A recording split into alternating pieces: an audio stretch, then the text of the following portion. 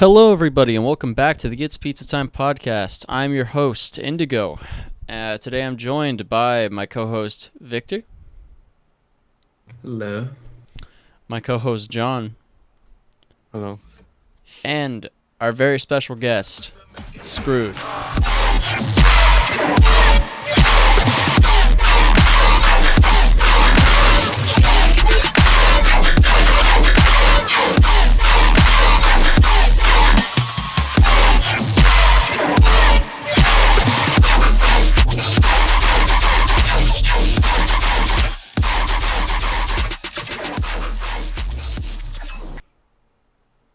Hey guys, how's it going? So, for everybody who doesn't know what Skrude is, would you like to explain like who you are and what you do? Sure. So I'm a music producer, which is not that surprising, I guess, on this podcast. I've been producing music for like 8 years or something. I used to do mostly like trap until like 2016, 2017. Then I didn't release any music for like 2 years. And then I went back to producing dubstep, and I had my first couple of releases with the new style at the second half of 2019, and then I had my first EP ever come out in May 2020. Other than that, I studied sociology, and I'm from Hungary, which is a small country from Central Europe. Nice. If it doesn't ring a bell for someone, yeah. I'd say like you're probably the first Hungarian guest we've had, and probably the first Hungarian guest we probably will have in the near future. So, yeah. There are some really amazing, talented, up and coming producers in the area. So, I think the chances of having another Hungarian pretty soon is getting exponentially higher. There are some really amazing young artists in the country right now. I'm sure. I mean, there must be like a network of artists, like of upcoming artists in like each country, that you For sure. wouldn't really think, have are too dubstep central. So like, you know what I mean? Sorry? It's like you would there's probably like a lot of countries that you wouldn't really expect to have like a dubstep scene, to have like a huge like Yeah, underground absolutely. network. Absolutely. So, all right, I'll jump right into the the precursor question. Yeah, the first question.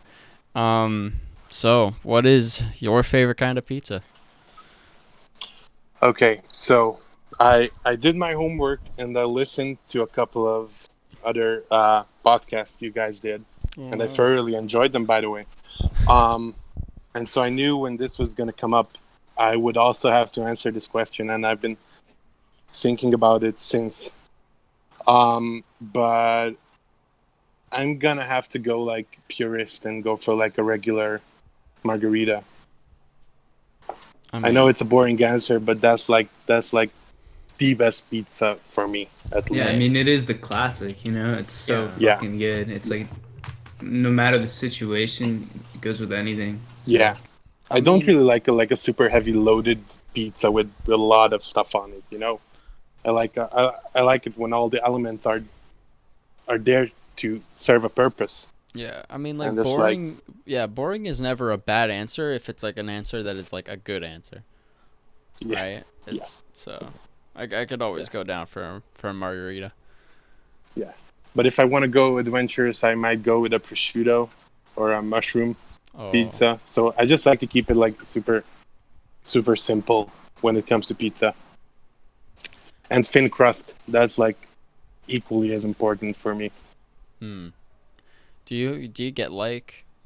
I've never actually been to Hungary, but do they have Okay. like pretty good pizza there? I don't know if it's like if you're like in close enough proximity to like Italy, or if it's just like not that good. Because I know that like Not that close proximity, but there are some like Hungarian restaurants that do like traditional Neapolitan style pizzas, and those are really good. And then there are like the horrible Hungarian pizza deviations, which have like fatty pork meat on it and fermented vegetables and all the stuff that Hungarians eat on the regular, which I don't necessarily enjoy. I actually really hate those types of pizzas. But yeah, there are some like really good pizzerias here. And there are like a lot of horrible ones, especially like the ones that are open nonstop and they serve pizza by the slice, which is kind of unusual to do here in Europe anyway, because I know it's like they do that in New York, I guess, if my knowledge of American they do that scene in the is correct. US, yeah, but it's like usually it's like very well prepared and the pizzas won't sit there for like that long or anything. Yeah. These sit there for a while. It's like eating cardboard. So, but there are some really good ones that have like solid quality. But yeah, you have to search for the good ones, unfortunately. Yeah, I mean, it's always like a struggle finding like a good spot that like you can, that like you can consider yourself being a regular at, I guess. It's always hard to find that like one spot that always like satisfies regardless. For sure. All right, let's talk a little bit about what you do in music. But you said like this was your debut EP. It was the Haitian EP, correct? I think. Yes. All right. So that was your first EP, and I believe it was your second appearance on Roundtable. Yeah. So I was first approached by Roundtable in like early September. They asked me to send some tracks, and I sent them a couple of tracks. They really liked them, but they decided that I should be on like a compilation before we do anything bigger. I mean, like bigger for me, Yeah.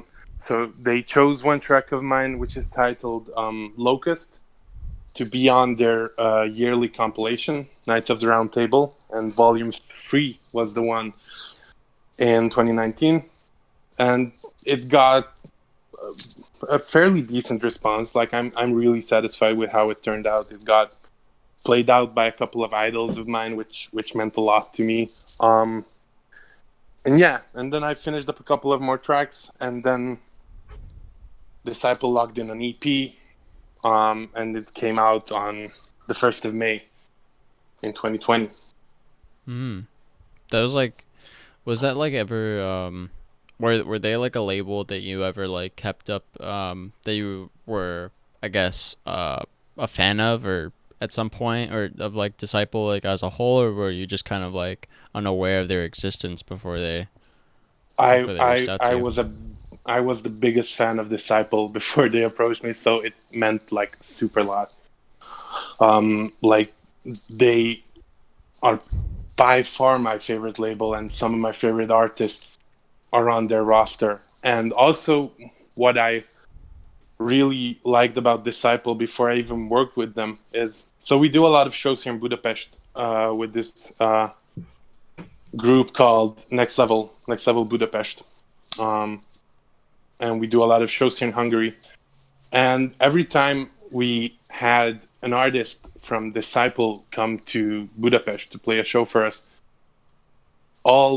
they always mentioned how great it is to work with Disciple, what a great environment it is for the artists and for like the leaders of the label itself, like how great it is to work with them. And it was so inspiring to hear that. It's like, especially if you use Twitter, you can see a lot of like negativity in the scene, and like talking shit about one another. And it was such a do you guys swear in this podcast? Yeah. Okay, so We don't give a shit. all right. So it was such a, I didn't know what I wanted to swear, so I forgot. Never mind. So it was such a breath of fresh air, to hear just genuinely positive remarks about someone, or in this case, something in the scene. And when I heard all those stories from them, it was like eye-opening for me that like this is the type of environment, this is the type of group or label that I would want to work with. So yeah, it was absolutely amazing when I got the first email from them, you know.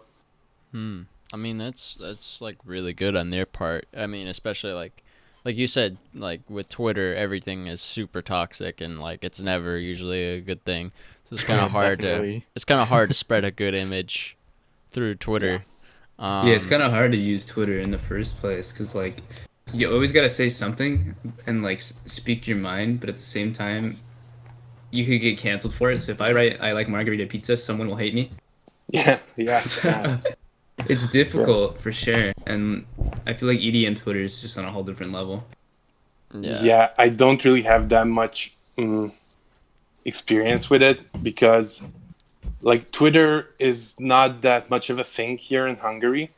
Right. So that's not like a main good. social media platform. So yeah, yeah. Well, there's toxicity anyway here. So I mean, you yeah, Hungarians don't need Twitter for that. But um, yeah, so I have to force myself to like post some tweets every once in a while because it's really not in my mind basically to be active on that platform. I much more prefer like Instagram over Twitter or basically any other platform I for that agree. I matter. feel like Instagram, there's like something of value that you're giving rather than on Twitter. Like all you can do is just read something and like it.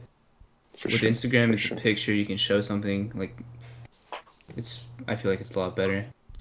Yeah, it's much more fun to engage with, for me at least. It's much more fun to engage with your listeners over Instagram. I think with all the added features like the Q&A stuff and the Right. Right. votings and the stuff like that. It's just easier to make it a bit more interactive, I think. Whereas on Twitter, doing like this whole call to action thing is a bit more difficult, in my opinion. But I probably just suck at Twitter, so No, I don't I know. feel like definitely Instagram is definitely easier to use, and of course, building yourself up on Twitter is much harder than building yourself up on Instagram. Oh yeah, definitely. yeah. Twitter, you have to be so active like all the time.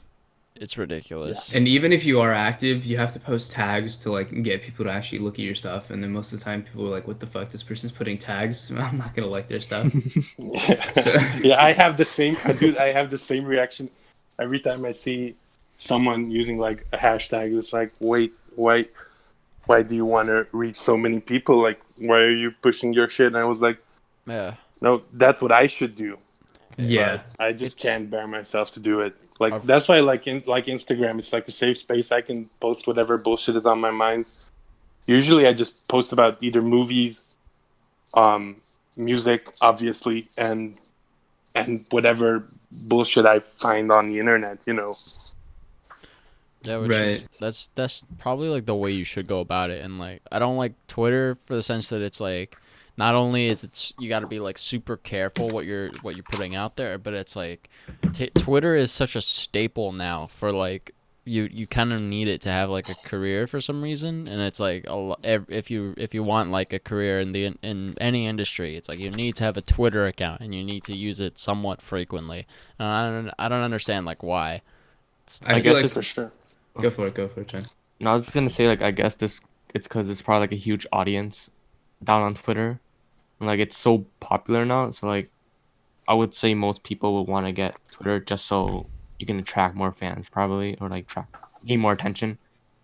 That and I feel like because of our the U.S. president's recent use of Twitter, I feel like it became more of a thing that you need to do in a way. I feel like just him using it a lot makes it so like, oh, if you're not on Twitter, then what are you doing? Like, it's not as professional, I guess. I don't know. Yeah, it's a weird platform. Oh yeah, for Um, sure. And like I've talking about the president. Sorry to bring that up a bit more, but I've never been to the United States, so I don't know.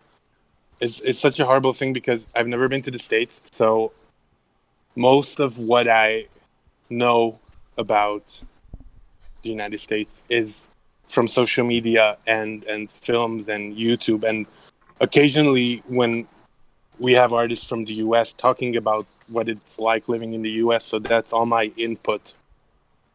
And when I see some of the tweets that dude posts, I'm like, wow, I'm practically speechless every now and then. But I don't Right. want to go into politics territory. Of course. Yeah. Yeah, in terms of like U.S. living, of course, it's different in everywhere. Like every state, like even county, I guess. Like from Orange County to L.A., like we literally live right next to each other, but Yeah, it's it's so not, different. Yeah, I can So imagine. I can imagine. especially uh, traffic. traffic, and then like Orange County's more open and it's more laid back and chill, while like Yep. LA is like hustle bustle constantly, and I mean, like, it's Yeah. literally within California. yeah, but I mean, like, Yeah. even with like different cities and different, if you go like just a few hundred miles like to a different state, it's like the laws are completely different and everything is Oh like yeah, it's Yeah. it's such a weird way to set up a country with like different laws in different areas of the country. So yeah, it like living in the US is one of those things. It's like it just depends on where you are, and it yeah. For sure. yeah. For sure. Like it And makes I really want to visit it. yeah, it makes sense in terms of just like when they were first setting it up, like setting up the laws and like the 13 colonies, and they're like, yeah, so you guys, if you guys want to do this, go ahead, but we're not gonna do that. Yeah. But now, like now that we're in 2020, and for the most part, even though we are similar, I feel like we're different enough to also warrant different laws and stuff. Yeah. But yeah, it definitely is a weird country. And like when you say you're visiting the US, it's more like you're visiting the state, because no matter where Yeah. you are, it's going to be different. Like if I were to visit the US for the first time and go to Idaho, and that was my only experience, I'd be like, what the fuck? Like, Yeah. Yeah. the US is just this. And like I would have a completely different experience rather than going to LA or New York or somewhere else, right? I guess you get the same reaction when someone says like, I traveled to the US. Is the same when we hear like, I've been to Europe. You know, Right. it's like not one country. Like even from one country to the next one, like neighboring countries have very similar, very different cultures and very different laws, and very Definitely. different like social attitudes towards things. Like Yeah. even in Hungary, like compared to all the neighboring countries, life is very different in like Austria, which is like I don't know, like the border is like 2 hours from Budapest with car, so it's like, well, basically everything is super close here because there's like a lot of small countries next to Yeah. each other here. I mean, like, So yeah. Sorry, go ahead. I was just gonna say like, I feel that because like I'm Swedish, and like Okay. anytime like, people will be like, it's like, I've been to Scandinavia before, and I'm like, where? It's like Scandinavia is like, just because it's Scandinavia, it's not all the same. Like, Yeah. just Swedish, Norwegian, and like Finnish are like completely different things. Yeah, it's like Just like- saying like you've gone to Europe, but you're like, yeah, I just went to London. Yeah. Yeah, it's Yeah, like, for sure. yeah, Europe isn't all one thing. It's like, oh I yeah, it's guess like- you technically were in Europe, but you didn't experience all of it. It's like, And then- oh, what's the capital of Europe? Paris. Yeah, For sure. stuff And I like guess that. it bothers you when someone mixes up like Sweden and Norway and Finland and Denmark, because they're kind of in the same place and they have like similarities, but they are Yeah. like totally different countries with totally different. it used to cultures. bother me, but it's like Yeah. it's like I've gotten used to it to such a point where it's just like, I'm like, no, it's not that one. I'm like, but eventually I'll just stop correcting them if they keep getting it wrong. I'll just be like, yeah, whatever. Yeah, It's for like sure, you'll for probably never go there anyway if you can't figure out which one it is. So, that's true. That is true. um, Yeah, we got 3/4 of us all European basically in here because my family's from Poland, but I've never been to Europe yet. So sure. Oh, for real?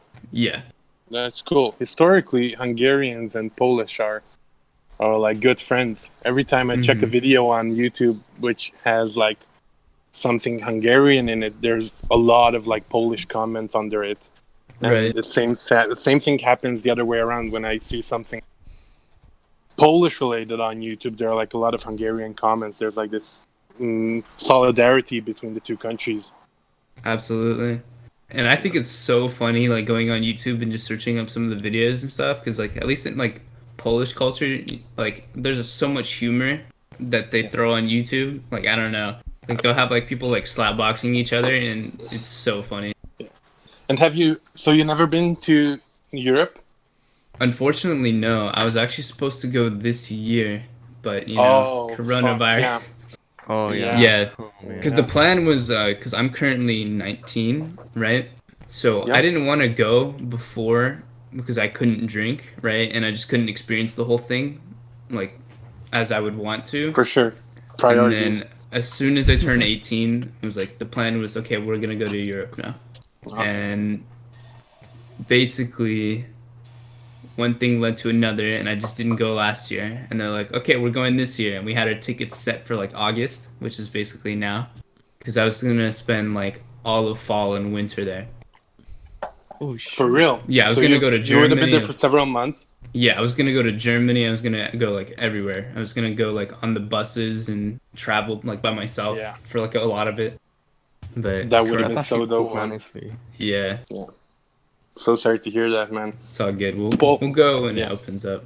For sure. Poland is a beautiful country. We've been there 2 years ago, only in Warsaw, but it was an amazing place. Yeah. The food is amazing. The architecture is great. The people are lovely. So whenever you have the chance to go there, I think you'll have a great time. Yeah, I'm Same definitely goes for excited. Germany. Definitely excited for the culture shock in a way, because I mean, and I've literally lived in California for the past 10 years and I haven't moved. Like I haven't even been outside of the state. I So see. I'm excited for like the culture shock, and then especially just speaking the language, of course. Oh, you speak Polish? I speak like 50%, 70%, I guess. You know, like I'm decent. I can't like read or write too well, but Okay. I picked it up off of just speaking with my parents. But Yeah. whenever I talk to people in Polish that came here, you know, just like cousins and stuff, I can understand them perfectly, but like sometimes they'll speak way too fast. Yeah. And I'm just like, well, damn. That's so cool. Sorry if I'm asking too much, but I'm like No, really no, interested of in these course. types of, you know, like I've been really interested in like ethnic migration and like minorities in other countries. I've been reading a lot about this stuff, and it's just super exciting to hear you talking about this as like someone of Polish descent living in California. Yeah, for sure. Yeah. We can definitely talk about it more, but this is your episode, so let's get Yeah. let's get more into Alright. you. I mean, yeah, I guess on that note, you actually did, you were talking about shows earlier. You actually did a show, what, like 2 days ago? Yeah. So currently in Hungary, the government allowed basically gatherings of up to 500 people. So that means that we could do shows basically, not on that big of a scale, obviously. Like we have to Yeah. take the 500 cap seriously, but Like you small know, it's club still settings. yeah, small clubs, preferring open air, you know, Hmm. just to be on the safe side. But it's a bit scary because most of our neighboring countries are experiencing rising cases, and you know, because of EU, our borders are currently like, well, not fully open. Like Hungary does this thing where they like classify countries into 3 different categories. Like I think it's red, yellow, and green, but whatever. So I'm really worried that because of like traveling and stuff, the cases are going to spike over here as well. I was hoping it would be similar to how it went down in New Zealand. I don't know if you guys heard about that, but Yeah, they got like They- one person I think left with it or something like that. Yeah, New yeah, Zealand's they almost have done. been. they have had 100 days of no new cases, which is insane. But Did they yeah, close? sorry? I was gonna say, like, did they close like the travel borders or something? I'd assume they I would think did so. for sure. They had to have. Yeah. Yeah, I think so. They might have done it to like only. They might have kind of been doing it. I know that Europe has been like very strict on travel from like certain places unless you're like a citizen of something. I feel Yeah, like yeah. yeah, Especially if you're from the U.S. right now, like you can't Yeah. travel anywhere unless you have like proven like, oh yeah, I have family there. yeah. I know Yeah, that they yeah. like. I know that like I was concerned like, oh, would I ever be able to travel like to back to Sweden if there was like some huge problem or if like it got so bad out here. And I was like, and my mom was like, oh yeah, don't worry, it's like fucking you got a passport, you're fine. Yeah, that and also you can always go through Mexico to go there. Because the thing is, there's this girl that was in my class, and she's originally from Slovakia, and she was here on a travel visa for school, and they were not allowing flights in from the U.S., but they were in through Mexico, so she just went down, just took a flight. For real. Yeah, That's insane. I feel like that should require a little more security than just like, you know. well, yeah, but I mean, she did have a visa, and she didn't have coronavirus or anything, but still. And I mean, That's- it yeah, has it on your passport that you're moving to countries, right? I don't know how it is with Mexico, but Yeah, that's fair. I feel like bad for the people that got like stuck like in other countries while vacationing. Like, like I and then think. just everything locked down. Are you familiar with Gaben? Gaben Newell, of course, Valve. I think I Good read old that Gabe. he got stuck in New Zealand for the, and he's been chilling there. Well, if I would ever have to get stuck anywhere, I would prefer New Zealand. I agree. I You mean, know, yeah. I could figure it out. I could have some fun time over there during like a pandemic. Yeah, I feel like nothing really goes wrong there, and everything like seems so nice. Like I Yeah. feel like I've seen like the occasional earthquake or just like some Yeah. like minor thing happening, but like it feels like life there is so chill, and like no That- country hates you, so you're not gonna get nuked. So That's my honestly. experience with talking with people from New Zealand. Like I have some producer friends from there, and you know, like I'm used to like European pessimism. You know, when every time, like this is just my general experience when I ask someone from Europe, like, how's it going over there? Like, just generally, they start talking about the bad stuff. right. And every time I ask someone from a friend from New Zealand, like, how's life over there? It's like, yeah, it's great. It's chill. The nature is amazing. People are nice. Food is good. Whatever. Sounds like a good place to me. For sure. I mean, it's a beautiful country. Like, For sure. I mean, that's like like one of the reasons I've always wanted to visit because it's like it looks just so pretty. It's like I don't think there's anywhere on the planet that's like it. Dude, I would love to see Mordor.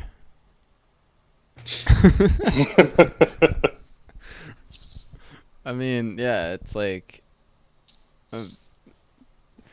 that'd be just very funny if like I thought that that was a legitimate place.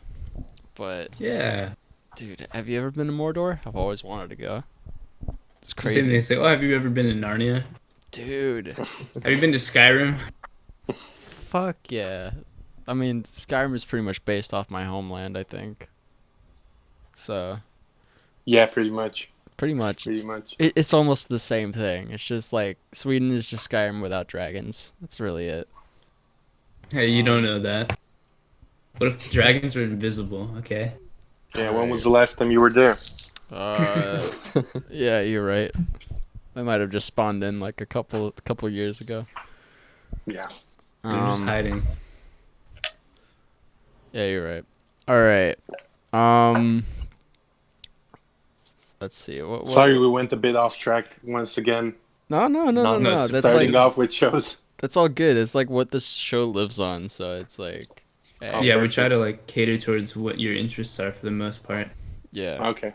So like I guess with with the show and all that, were you like at any way at all like hesitant about doing it, or like were you just like super on board like immediately when it was like the offer was up? Um, First, there was a possibility that the first show post quarantine would be indoors in a venue that is close to the allowed capacity, and that I was hesitant to do.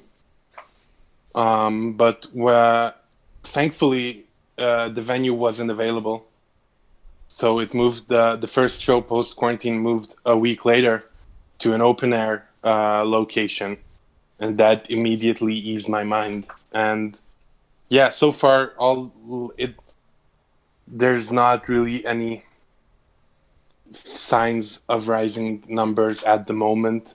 So yeah, it was kind of, if I would have had the same opportunity in the States, I obviously wouldn't have took it.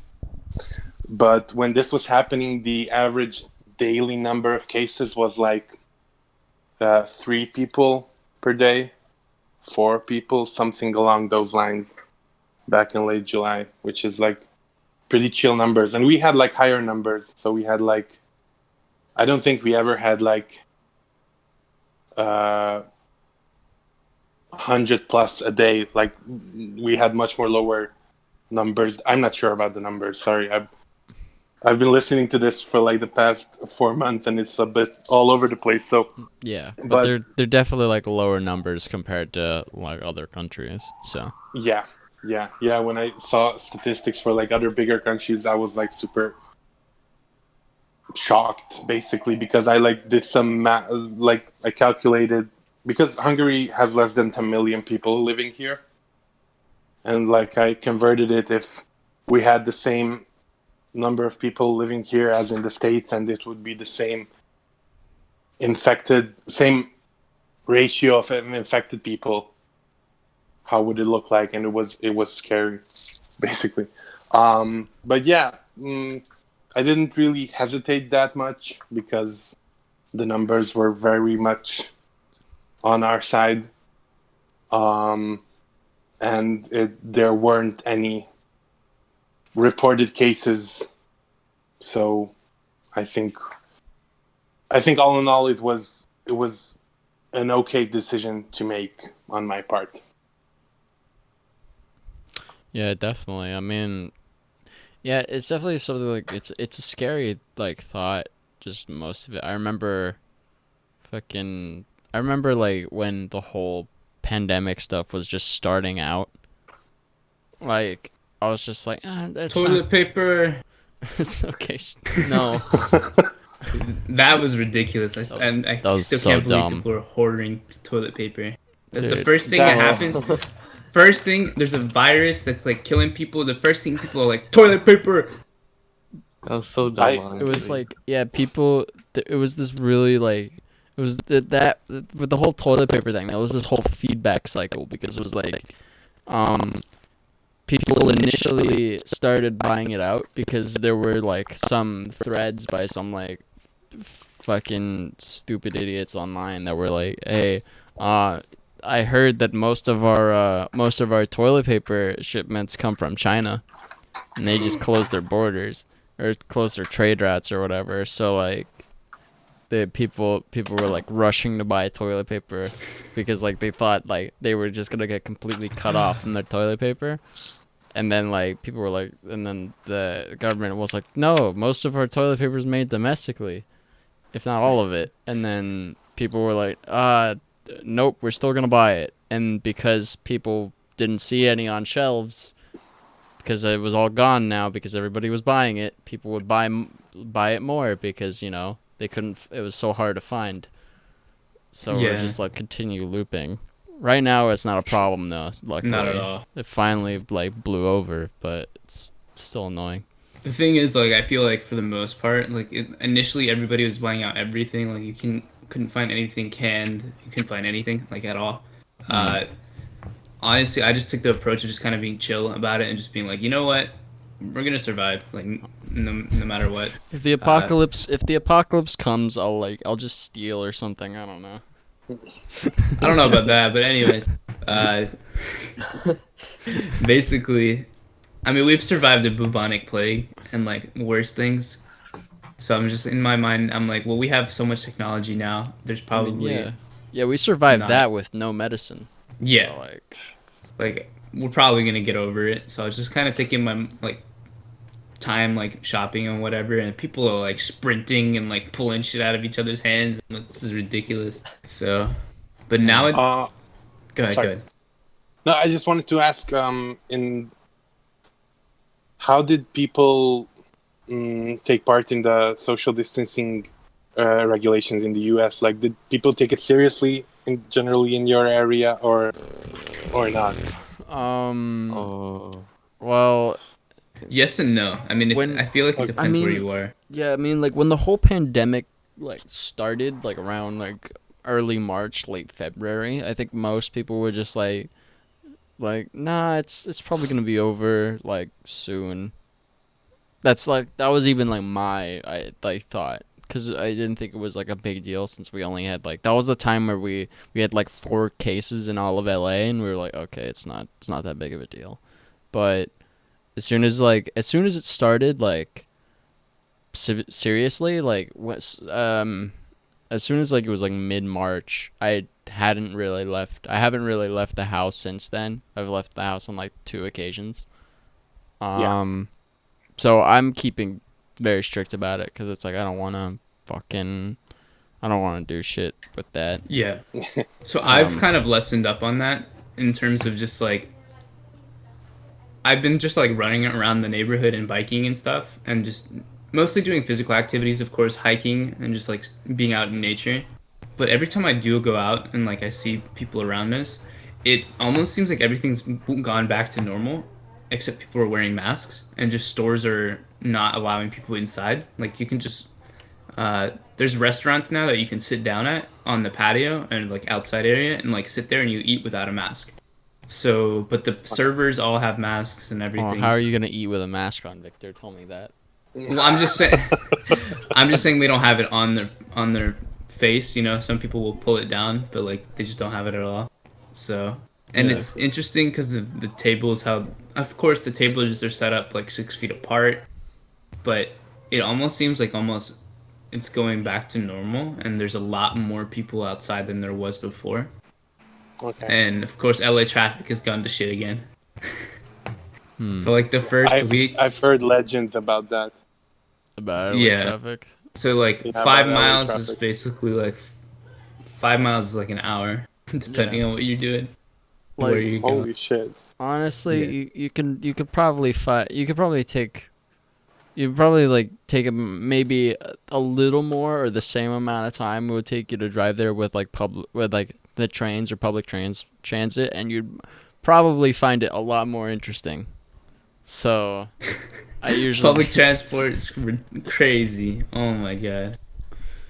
Yeah, I've heard stuff about this. So, like, public transport isn't really a thing in California, right? So it's not that well developed or something.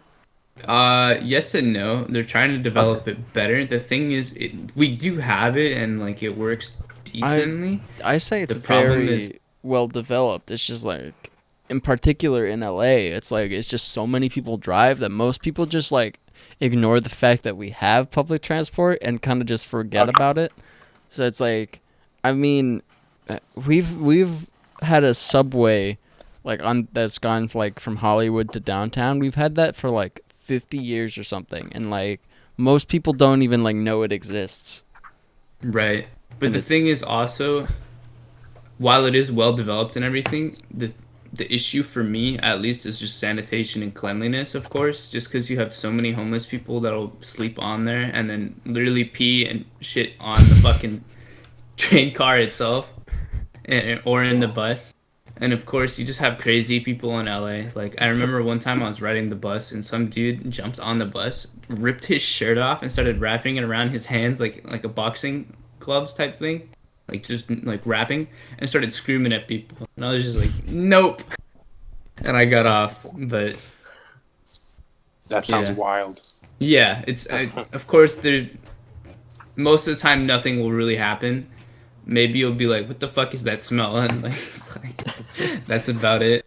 And I talked about it before, but I was looking into buying a mask, like a filter, like one of those like filter masks, before coronavirus even started because of how fucking bad the train smells in like downtown. Yeah. One of the very few upsides for in connection with coronavirus for me is it's because I rarely saw people wearing like filter masks or like just basic face masks on public transport before the whole pandemic. And I'm really hoping it's gonna stick even after all this passes, you know, because it's just like much more It's more hygienic clean. to use public Yeah. transport that way. And I'm like totally okay with it. Like also like it's such a 2020 thing. I just started using a new mask 2 days ago, and you know that I have like this new association with like being happy about starting to use a fresh new mask, you For know, real. which I never thought would happen. Yeah, yeah. So yeah, new experiences at least. Yeah, and I Yeah. do hope it stays as well in terms of just like, especially public transport. Uh, I remember going on public transport beforehand and I would see people wear masks. I'm like, I understand, but it's kind of weird. But then as more and more I used the bus, and I was like, you know what, maybe I should finally get one for myself, right? Yeah. And then hopefully it does stay. The thing is, I've been walking past or like just running, and then I'll see a bus pass me. Some people have masks and some people still don't. So I don't know. We'll see. I know that some of the buses around here they don't like allow you on without a mask. Yeah, But it's I like- feel like if you do have one, I feel like Yeah. some people will just carry one just to get on the bus and then take it off, which is fucking stupid. But like, of course.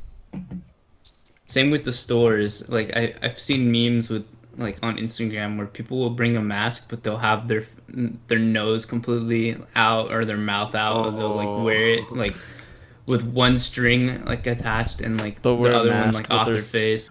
Yeah, they'll wear a mask, but there's like a hole cut in the front so they Yeah. so their mouth is there. It's like, what are you doing? What's the point? It's just defeating the purpose of it, but like you're still getting in the store and like Yeah. whatever.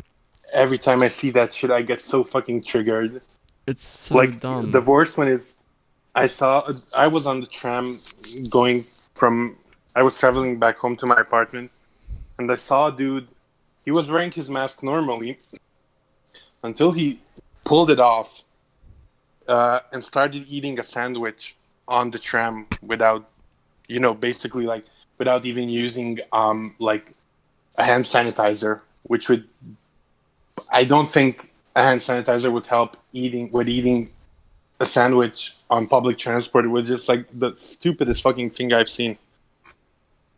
But yeah, that's so dumb. Like I mean, what the fucking he had to like touch like a fuck ton of things in order to get to where he is, right? Because he wasn't Yeah, wearing right. gloves, right? No. Yeah. So then you're putting it on your. That's defeating the purpose of everything. Absolutely. A lot of people are only, because currently you can only enter shops and access public transport if you have a mask on. Yeah, that's how So it a is lot of here. people just basically just put it on so they won't bother him, Exactly. and then he doesn't give a shit about any other like sanitation methods to keep themselves safe. Exactly, that's what we were saying. Like most people, like most places, like stores and stuff, also you require to have a mask. But as soon as they get into the store, they're just like, "Fuck it," and they just like put it over their eyes and shit. I've seen that, like people just fucking around, but it's so stupid. Yeah. Well, at least it's like, at least in Europe, it seems to be like if people aren't doing it, it's like more of just like an ignorance factor rather than like in the U.S. where it's now like a statement if you wear it or if you don't wear it. It's like Yeah, it's it's now like a like. political thing now, which is ridiculous. But And I never thought health would get political, but here we are. There are some people I see sometimes in the comments under like either Hungarian or like just generally like European news websites that there are some people who are like into like conspiracy theories and mass denying and 5G and all that horseshit. But it's much more of a niche group, thankfully. Oh fuck! 5G is so. Oh, it's a The 5G whole tower. 5G thing is so dumb. Like It's insane. I love it. dude, in the US. I mean, I hate it, but it's hilarious. I know like, it's funny, so but dumb. it's like- But like in the US, there were like a bunch of like people that were vandalizing 5G towers. But the thing is that 5G towers don't look any different from 4G towers, so they Yeah. just ended up vandalizing more 4G towers. Yeah. Actually, the same thing happened in a couple of places here in Europe. They just started like tearing down like just basic 4G towers because it looks the same. They're not really, into the whole engineering aspect of it, so they're not really gonna find the difference. It's just like, oh, it's a tower spreading coronavirus. Dude, it's Might just fucking burn it down. it's spreading mind waves into our fucking like for the aliens to read, am I right? Yeah. Yeah, when I was younger, I remember just with a phone, right? Like, my mom would think like if I slept near my phone, like it would do shit to my head. I don't know, just like constantly like stuff is pinging the phone. Oh yeah. It was I don't like know. there was the whole that Bluetooth was radiation kind of thing. Not necessarily that, but she thought like the radio waves would affect my like health somehow. I don't fucking know, but either way, it was kind of stupid. But that I was able to like convince her that it's not, and luckily she's open-minded enough to be open to like discussion. While like most people are just like, no, what the fuck, microwaves cause cancer, like stupid things like that. But I had a Go couple ahead. of arguments like that with my mom back in the day, and I can talk about this openly because she doesn't speak English, so she won't understand what I'm saying. Mhm. But she was like against microwaves for a while. It was like weird because it was like the same with like radiation, and it's gonna affect um your physique, and you're gonna be sick and stuff like that. Sorry, I sometimes forget words in English, so you're good. All good, man. I ramble for a minute. Okay. Also, I try to keep my accent a bit under control. Don't worry about that, man. Like it's all good. We're getting the authentic experience here, so like just be yourself. That's what matters. All right. You guys had people outside of the states on the podcast before? Yes. Yeah, we've had a couple. Most recently, we had the Sharks, Oh yeah, Shark and Natcha who are Yes. from France. France. Okay. Yeah, but my mom still is against microwaves. I think it's just a European thing, to be honest. Yeah, maybe. But she's very open to other things. But fuck microwaves, apparently. I feel I don't know. I feel like it's just one of those things that's like it's a generational thing, I guess. It's like if you're like taught one thing, it's just kind of hard to like unlearn it. Yeah, for sure. And I feel like, especially with our generation now, like we're all wearing masks and stuff. Like I feel like future generations, when we're not wearing masks, they're like, "What the fuck is this crackhead doing wearing his mask?" You know what I mean? Like, Yeah. I feel like it's also gonna be the same thing for us too.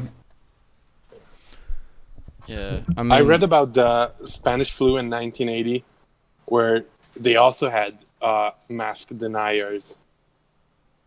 Yeah. So it's making a comeback, I guess. I see Fuck, it as like natural selection. The people that don't want to wear masks, you guys can like willingly go, I guess. But like the people who do wear masks, you guys stay. I don't know. oh my dude, natural selection is making a comeback. I swear. It's like it's a bad way to look at it, but like I mean, it is. It's like if you guys don't want to wear a mask, like it's like it's okay. Like bye. if you don't want to wear a mask, it's like you're I guess you're accepting the what's gonna happen, but it's like that's still dumb.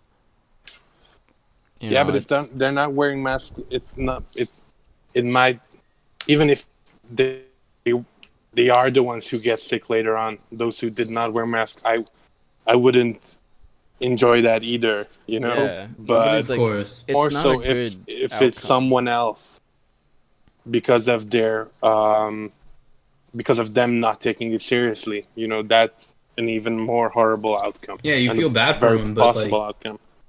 so you didn't Yeah. take the necessary precautions. And the scary thing is for us at least. Sorry about that.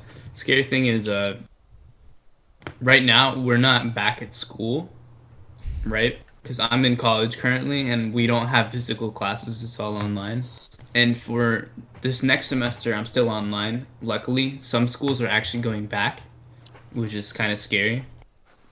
And we won't necessarily see anything until schools actually do come back. Because right now, everybody's at home and chilling. But as soon as we do go back, I feel like, of course, the cases will skyrocket. For sure. And Definitely. we'll just kind of have to. That's like, I feel like that's the first stepping stone to see like what the future will really be like. I consider myself lucky that I finished university in February around that time. So I didn't have to, because I don't know if it's any different in the States, but here and none of the like educational institutions were prepared to switch to fully digital. Yeah. So it was like a huge shit show. Right. And I'm just happy that I missed that one. I missed that board. Yeah, luckily for my school at least, a lot of us already had online classes here and there. Like most of Okay. my summer and winter classes were online. So it was more like teaching the teachers that didn't do online to actually do online. So it wasn't that bad of a transition. They kind of canceled school for like 1 week, and they're like, okay, we're gonna teach our teachers how to teach, and that's it. That's good. That's cool. Yeah. That's cool. And I assume it was like similar for most institutions, but of course, a lot of them didn't have online support. We did, luckily. But For sure. For sure. I'd say you're lucky though, because all these math classes are so stupid online. What do you study? Right now, I'm doing computer science as a major, but Oh, that's cool. That's cool. in terms of just the math classes, it's rough. Yeah, I can imagine. Because of That's course, rough. That's rough offline. yeah. But I feel like offline, like in person, you're at least more engaged, and like people are Yeah. trying to keep your attention. Like when you're online, like you have so many distractions around you, as well as like no really like I guess nothing to really capture your attention. Of course, like at least for my classes, all of us keep our cameras off. So even if we did have them on, it's like I could just shut it off and be like, all right, bye. Yeah. Uh, there's no consequence, I guess, for not paying attention. So it's so easy just to open up a new tab and just start watching some other shit. Or just Yeah. do something else. Especially if the class is like 4 hours. Yeah. I even did that Definitely. offline very often when I usually took my laptop to the school Yeah. in hopes of, writing down what the teacher is saying. But most of the time I was on Ableton, in like a large lecture hall. And instead of paying attention, I would just, like make beats or something, which is, I could have stayed at home to do that. So I don't Right. know why I did it, but yeah. You want the credit, you want the attendance. Yeah. Yeah. Yeah. Most of the time it was only that. How is school in Hungary? Is it like what's the system there for college? So here I guess in some parts it's the same as in the States. So how it works in Hungary is that if you do a 3-year education in higher education in a higher educational institute, you get a college degree, which is like a bachelor's degree. And then if you do two more years, then you get a master's degree. But we don't really have I see it online in the US you have like majors and minors, Right. which you can take, and it's we don't have that. When you apply to a school, either university or college, you decide one subject that you are going to study, and you can take other classes which interest you, and you get credit Right. for it. But it's not like you attend college and then you decide your major or whatever. You have to preemptively study for that, and you have to take your, I guess you call them SATs, Yeah. right? Yeah. So we have those as well, and you have to take SATs in the subject that you want to study later on, if you have like a good enough idea of what you want to study. So this is like one of the bad sides of it, is that you have to decide early on what you want to do. And this Right. happened to me because I did, before I went to sociology, I went to study physics. So I did my SATs in physics, and then I went to university to study physics, which was the most horrible 4 months of my life. And then I quit that uni, and then I had to retake an SAT to apply to sociology, basically. To the same university? No, it's a totally in a different city as well. Like Okay. I finished sociology here. I studied sociology here in Budapest, but I studied physics in like a smaller city in like the east of the country, I think. Got it. Yeah, there's definitely ups and downs to that because I feel like here in the US, there's a lot of people that are just like floating around, like, oh, I don't know what I want to do. I'm just gonna take gender studies, and then we'll see how that pans out. Uh, but I d- I like that some people, at least in Hungary, they have like a system where just like, here, this is what you actually need to learn, right? Rather than not knowing like what Yeah, courses to take. it's very strict in that regard. So it's like not that really much of a leeway or like movement between one or the other. If you decide to study one thing and then you change your mind and want to go to a different school, you have to you. It's really there are possibilities to switch from one school to another if it's like kind of similar. So if I Right. were to decide to go to study economy, um, I would have some possibilities to have some of my credits accepted from sociology and go to economy, to study economy, but it's like super uncomfortable and it's difficult and whatever. Yeah, it's the same here. You don't necessarily have to go to a completely different school. I feel like at least since I'm in a community college right now, they're more lax about you being like, you know what? I don't want to do computer science anymore. I want to do something completely different.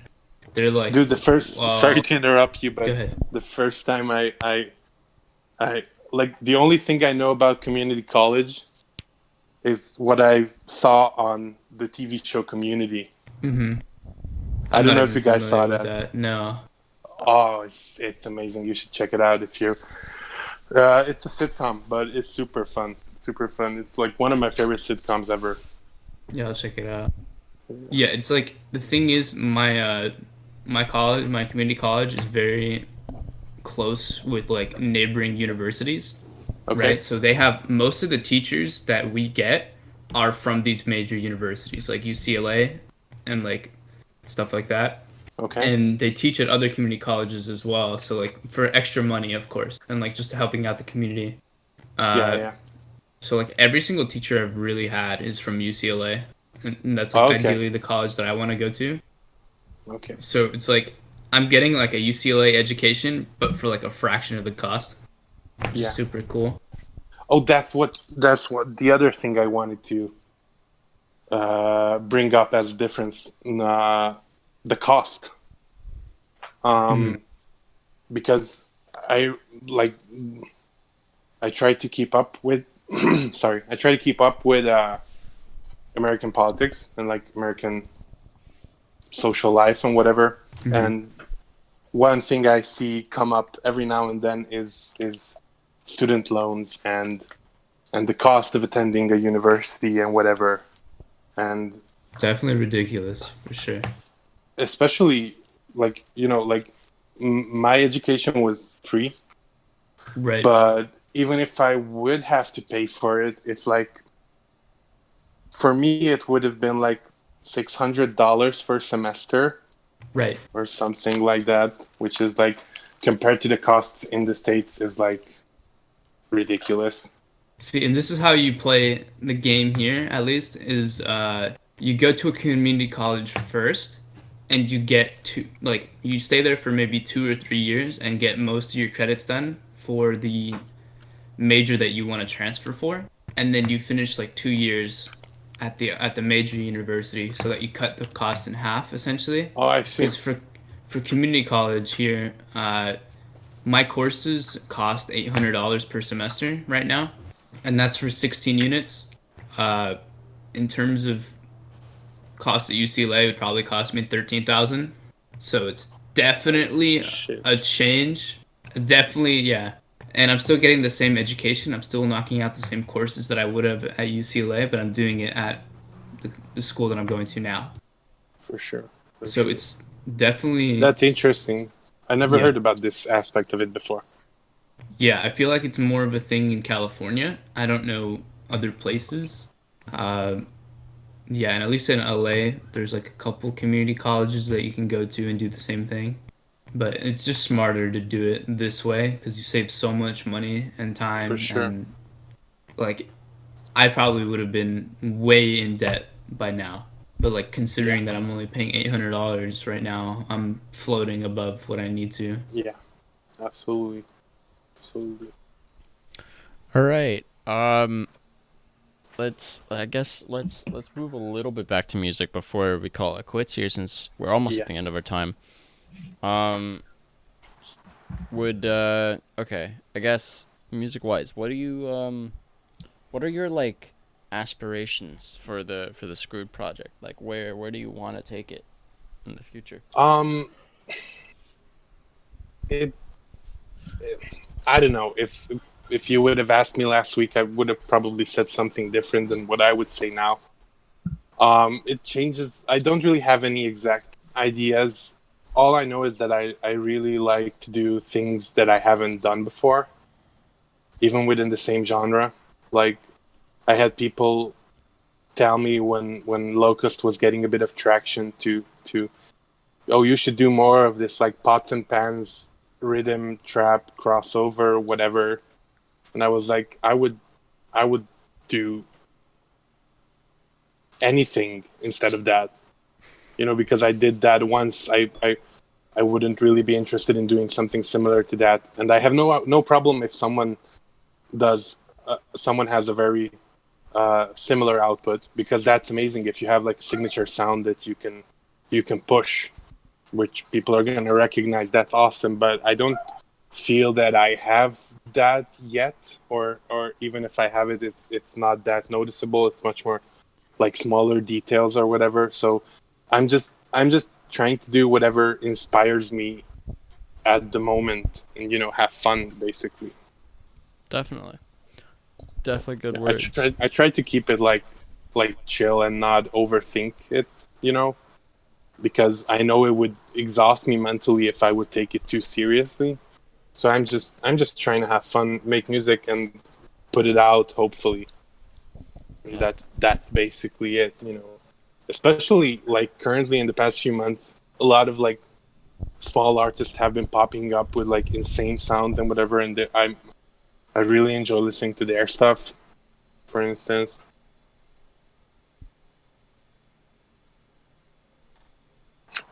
Yeah. I mean, that's definitely like a really good mindset to have.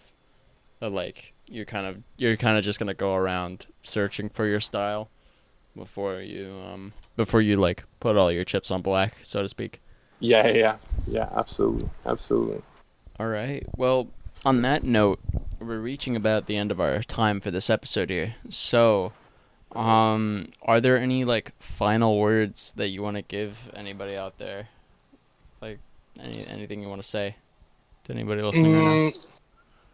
Well, first off, I want to thank you, anyone who's listened to this podcast, and I hope they had fun, and I hope at least I told something new, at least about Hungary or whatever, or about myself. Um, and yeah, that's basically it. Um, if any of you guys want to check out my stuff, you can find me on SoundCloud as Skrude or on Instagram at Skrude Music. And yeah, that's it. That's it, I guess. All right, sick. So that's all you wanted to plug? Yeah, probably. Sorry, I just came out for a cigarette and someone's chopping down a tree. I think I hear a chainsaw. It's currently 10 p.m. at night here. This only happens to me, I guess. That's crazy. Yeah. I told you, these people are out here construction, gardening, doing crazy shit out here too. So. All right. That's crazy. Someone's having like way too much fun chopping down their tree right now. All right. And like I live in a much more developed area, so there's not that many trees to cut down. He's just whatever playing around with his it. boat. Yeah. Yeah. He's cutting down a building. Yeah. Sorry for the chainsaw detour. It's all good. But on that note, I guess everything for everybody listening, everything for Skrude will be down in the description. Thank you so much for coming through. So yeah, everything for Skrude will be down in the description. Everything for our podcast will be there. Everything for us individually will be there. And then thank you, Skrude, so much for coming on, and we'll see everybody else in the next episode. Thank you so much for having me, guys. It was so much fun.